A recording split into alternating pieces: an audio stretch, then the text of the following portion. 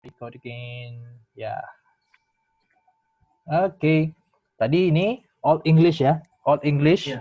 itu only in spoken form. Ya. Jadi memang hanya dalam bahasa bahasa yang diucapkan saja, tidak tertulis. Oke, ini perkembangan bahasa ini didukung oleh penyebaran agama Kristianti atau agama Kristen. Jadi kan di Inggris itu kan memang memang paling banyak kan agama Kristen ya di sana ya. Nah, one of the famous pieces of English literature in that period is Beowulf. Beowulf ini uh, banyak bukunya. Apa nih? Banyak dibaca juga. Kalau ada yang tahu Beowulf. Bahkan ada filmnya ini. Film Beowulf. Kisah tentang Old English. Oke? Okay?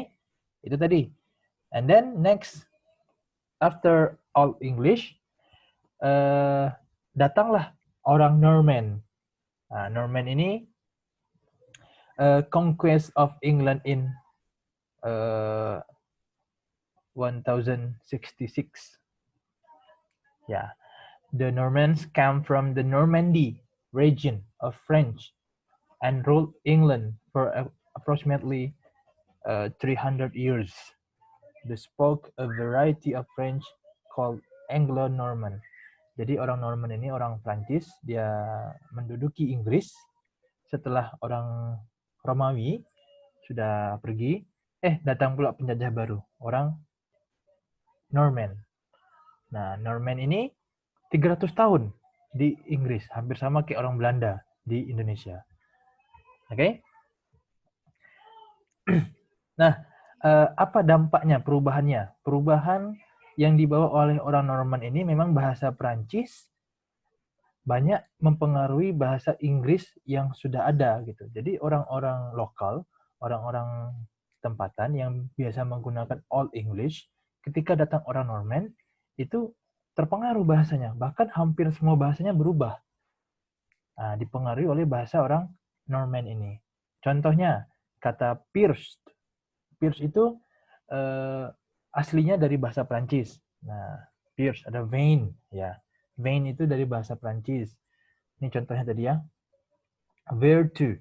Vertu itu dari bahasa Prancis.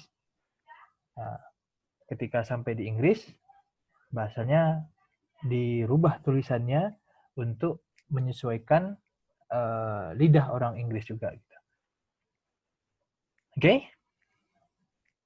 Nah, inilah dampak dari si orang Normans. Dia merubah bahasanya. Karena dia lama tinggal di sana, almost 300 years. So, they influence the local language. Ya, ini bukti-buktinya. Next, after Middle English, perubahan berikutnya masuklah ke Early Modern English.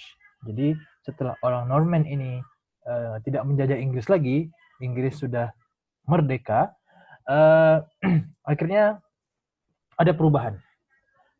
The transition from Middle to Modern English. Nah, ya, apa buktinya? Itu ditandai dengan Great Vowel Shift. Nah, usually known as diphthongs. Diphthong tahu? Kalau di belajar pronunciation ada diphthongs. Nah, jadi dulu tuh vowel English vowel itu hanya satu jenis aja, maksudnya hanya satu bunyi aja. Kalau i, a semua gitu. Nah, in modern English karena orang sudah mulai banyak berpendidikan and also influenced by other language, jadi ada perubahan yang signifikan, yaitu munculnya diphthongs atau variasi vowel. Misalnya kayak druh. Nah, druh itu sekarang ada au, vowel au, jadi draft. Ada i, ada u, ya itu kan. Kalau dalam bahasa Inggris kan ada diphthongnya itu yang dua vowel dijadikan satu, ada gitu kan, a and i, jadi gitu kan, kayak bag gitu. Nah, itu merupakan diphthongs atau vowel yang dua vowel, dua bunyi huruf vokal dijadikan satu. Jadi a dan e jadi i dan iu jadi iu misalnya gitu kan. Ya, paham ya? Jadi salah satu contohnya itu atau salah satu bentuk yang bukti yang signifikan yaitu the Great Vowel Shift, perubahan vowel di Inggris yang dulunya hanya druh misalnya jadi draft, ada au-nya. Itu contohnya. Ada banyak contoh yang lain. Pokoknya diphthongs. Diphthongs ini di pelajaran pronunciation ada. Oke? Itu tadi ya. After that, habis early modern English ada nanti ya sampailah sekarang perubahan perkembangan zaman. Berubah terus. Yang diawali dari diphthongs ini akhirnya bahasa terus berubah. Ya. Selanjutnya, why languages change? Kenapa kok bahasa kok berubah? Nah, ini masih sampelnya bahasa Inggris. For example, the use of whom by who. Dulu itu ketika mau menanyakan orang yang melakukan sebagai subjek itu pakai whom. Whom do you trust? Nah, itu seharusnya kalau menurut grammarnya yang benar. Tapi sekarang orang kan ada whom, ada whose gitu ya. Kalau di dalam bahasa Inggris grammarnya itu. Tapi sekarang orang hanya pakai who do you trust? And it is acceptable. And it is seen as a normal gitu. Jadi ini because of interaction from time to time ya between individu, and then the language has changed the structure ya.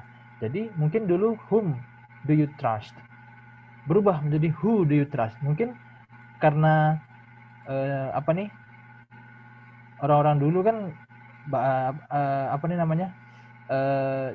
karena dia punya anak mungkin kan, jadi pas dia mengajarkan anaknya, jadi daripada ribet lebih baik menggunakan kata who aja. Who ini kan bisa untuk kondisi apapun gitu. Nah, jadi karena sering diganti karena dianggap terlalu sulit atau bagaimana, akhirnya lama kelamaan kata who yang dianggap lebih tepat atau bahkan who juga dianggap sebagai sesuatu yang normal gitu.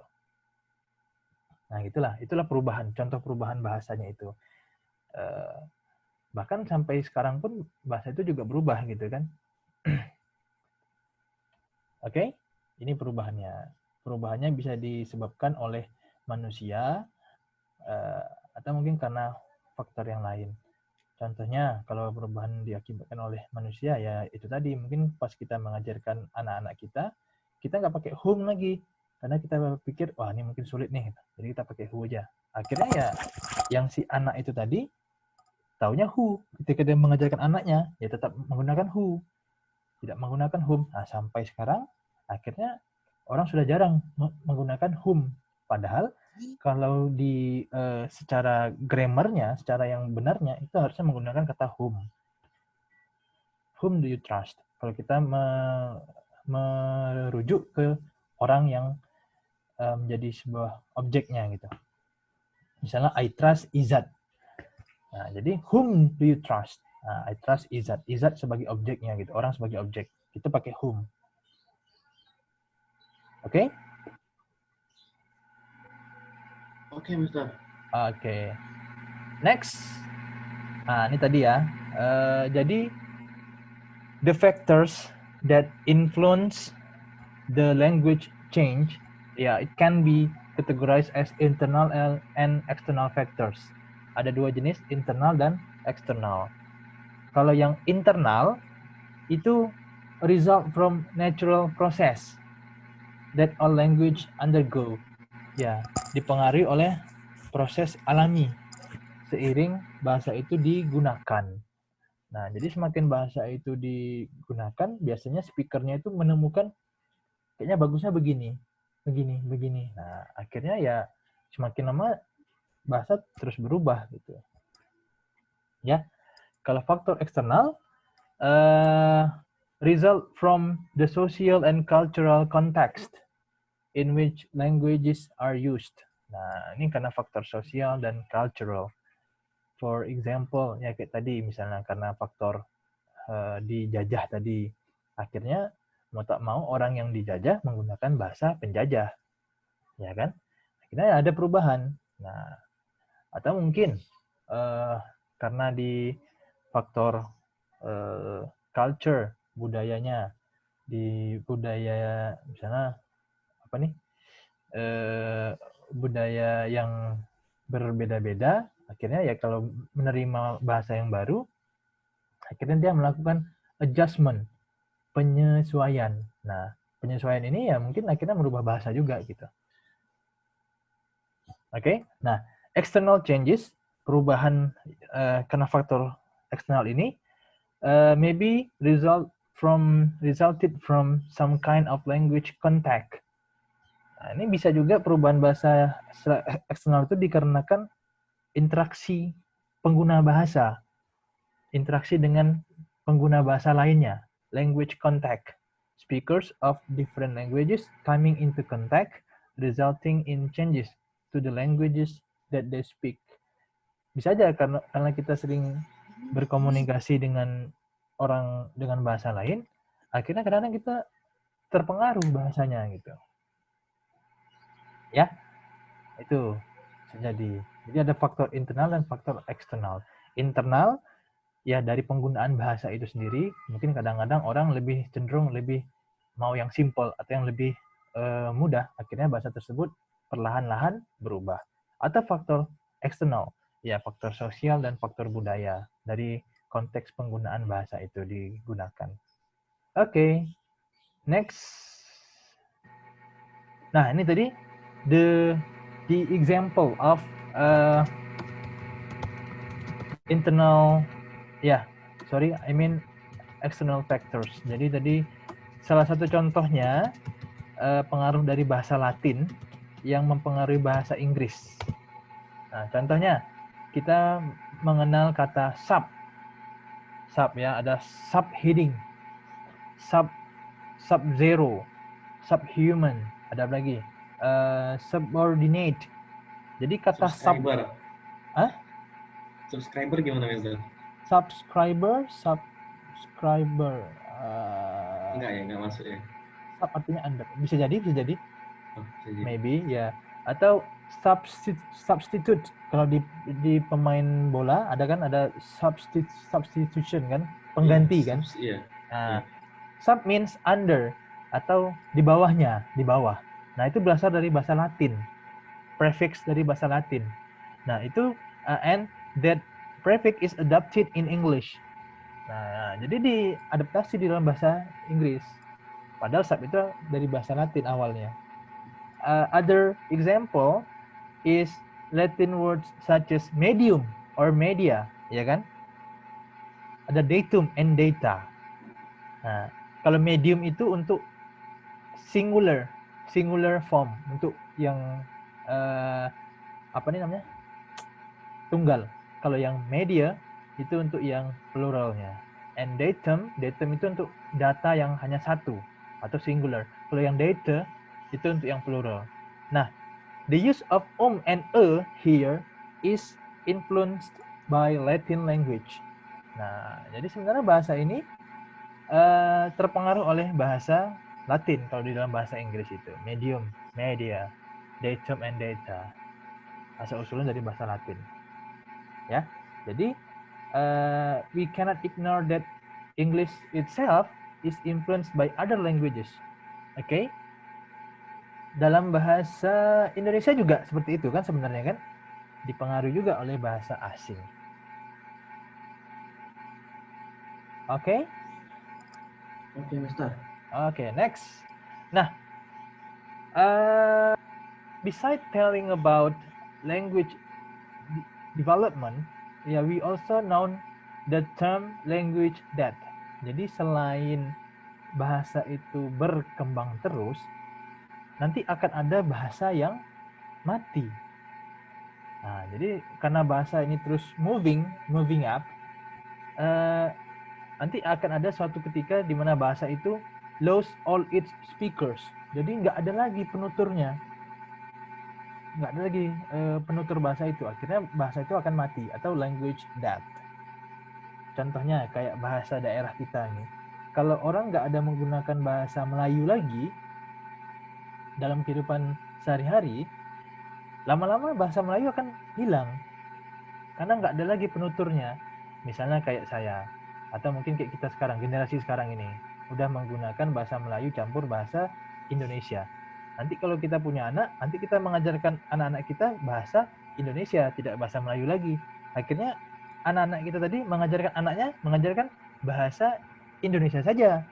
Nah, sampai akhirnya nanti bahasa Melayu udah nggak ada lagi orang yang bisa ininya, yang tahu bahasa Melayu itu gitu. Akhirnya ya nggak ada lagi kan speakernya kan, and that language become language dead. Salah satu contohnya Sanskrit atau bahasa Sanskerta.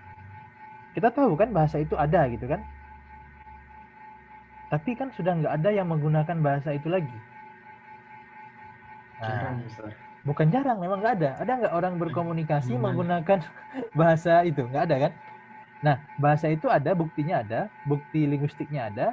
Maksudnya bahasa Sanskrit ini seperti ini loh, ada buktinya. Tapi kan nggak ada orang berkomunikasi using that language. It means that there is no speakers of that language. Jadi nggak ada lagi speakernya dari bahasa itu gitu. Oke? Tapi tulisannya ada, Mister. Ya, tulisannya ada. Tapi ada nggak orang berkomunikasi menggunakan bahasa itu? Oh, tidak sih. Paling cuman untuk tanda-tanda aja sih gitu, ngasih tanda pakai itu Sanskerta gitu. Benar. Jadi language dead ini in the condition that there is no speakers. Speaker mean people use that language to communicate each other. Nah, itu ya. Jadi bahasa ini ada, misalnya kayak bahasa Melayu nih. Buktinya ada karena tulisan Melayunya ada gitu. Cuman dia dikategorikan sebagai bahasa yang mati karena nggak ada lagi yang menggunakan bahasa ini di kehidupan sehari-hari. Nah, gitu ya. Itu kategorinya language dead. Dan bahasa ini nggak akan mungkin hilang. Apalagi kalau bahasa yang ada bahasa written language-nya. Dia nggak akan mungkin hilang, nggak akan mungkin punah. Tapi dia mati karena nggak ada yang menggunakan. Nah, gitu. Oke? Oke, Mister. Nah, ini from the research, almost 516 languages in the world are nearly extinct. Extinct ini maksudnya tiwas. Ya, udah nggak ada lagi yang menggunakannya. Tiwas.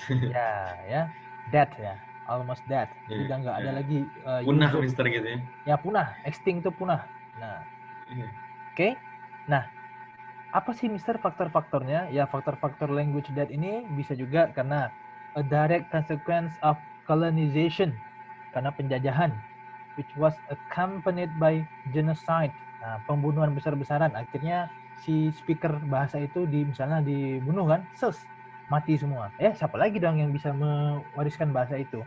Atau disease, wabah misalnya kayak sekarang COVID-19. Nah, COVID ini masuk ke daerah timur-timur, semuanya kena, habis itu mati. Siapa lagi yang bisa mewariskan bahasa timur-timur? Nggak ada lagi. So, language dead. And the overwhelming influence of the languages of the colonials. Nah, ini overwhelming, berlebihan penggunaan bahasa orang-orang yang menjajah. Misalnya di Malaysia, kalau dia terus menggunakan bahasa Inggris, otomatis bisa-bisa bahasa Melayu bisa hilang karena overwhelm, terlalu berlebihan menggunakan bahasa Inggris atau Spanish atau Portugis. Nah, itu tadi ya. So far so good? So far insya Allah so good. Oke. Yang lain bagaimana ini? Aman ya? Nah, the nature of language change. Ya, jadi sebenarnya we cannot avoid language change. Kita tidak bisa menghindari perubahan bahasa ini because language change is natural, normal, and inevitable. Tidak bisa dihindari ya, karena perubahan bahasa itu tidak bisa kita hadang atau tidak bisa kita cegah. Ya, for example, nih ini kalimat atau yang clause yang digunakan sekarang ini. Everybody is trying their hardest. Nah, the use of their in the sentence of everybody is trying their hardest, actually it is not appropriate when we see the word everybody actually is a singular, but in this sentence the pronoun there is used to refer to everybody. Jadi kan there ini awalnya atau aslinya untuk mengganti kata yang plural, ya kan, there. Nah, sedangkan everybody itu kan maknanya singular. Harusnya kan tidak bisa. Harusnya kalau yang tepat itu kata ganti dari everybody itu his atau her. Nah, karena perkembangan zaman secara global itu orang sudah berusaha mengurangi bahasa yang mengandung gender. Kalau his atau her itu kan lebih condong. Misalnya kalau kita menggunakan kata his, nah, otomatis kesannya kita selalu merujuk kepada laki-laki. Tapi kalau her juga bermasalah. Akhirnya beberapa linguist atau pakar bahasa menggunakan kata ganti there agar netral. Nah, itu maksudnya. So, it gives speakers of English a singular third person gender neutral pronoun. Jadi bahasa kata there di sini digunakan bukan sebagai kata ganti mereka, tapi digunakan untuk menghindari gender bias atau bias gender, biar nggak merujuk ke satu jenis kelamin, laki-laki atau perempuan, kan his atau her. Jadi digunakan kata there. Nah, itulah perubahan bahasa, ya, perkembangannya. Kalau kita lihat secara grammar, ini tidak acceptable, tidak bisa diterima karena everybody itu harusnya single, ya, his atau her. Tapi karena perkembangan bahasa, orang-orang lebih condong ke gender equality atau kesetaraan gender, akhirnya digunakan kata there sebagai kata ganti. Ini contohnya tadi. Banyak contoh-contoh lain perkembangan atau perubahan bahasa diakibatkan perubahan zaman. Oke? Oke, sudah. Thank you. Thank you means over. Ya. Zat, ini udah difoto belum Zat ya? Yang ini ya? Yang ada saya double? Saya foto, udah saya foto semua, tapi bukan yang bagian awal ininya. Mungkin bisa di ini kalau mau. Mana ya, kok nggak ada? Apa Mister? Soalnya Indah pun juga udah habis paketnya. Habis paket? Oke, yaudah. Oke. Iya. Mister, double ketinggalan yang pertama. Terrecord nggak? Ada kok di record. Oke, Sir. Nanti kita akan